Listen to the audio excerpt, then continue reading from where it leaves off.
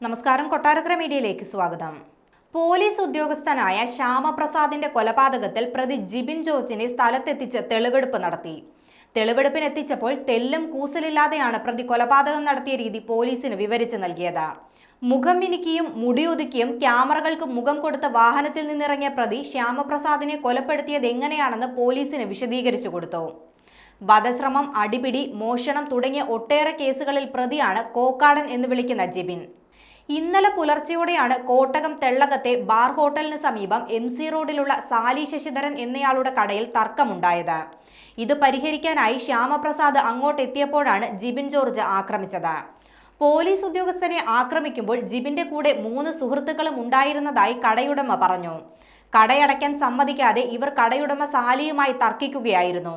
കൊലപാതകത്തിന് ശേഷം പോലീസ് എത്തിയപ്പോൾ ജിബിന്റെ സുഹൃത്തുക്കൾ ഓടി രക്ഷപ്പെടുകയായിരുന്നുവെന്നും സാലി പറഞ്ഞു. കനത്ത പോലീസ് സുരക്ഷയിലായിരുന്നു തെളിവെടുപ്പ് നടത്തിയത്.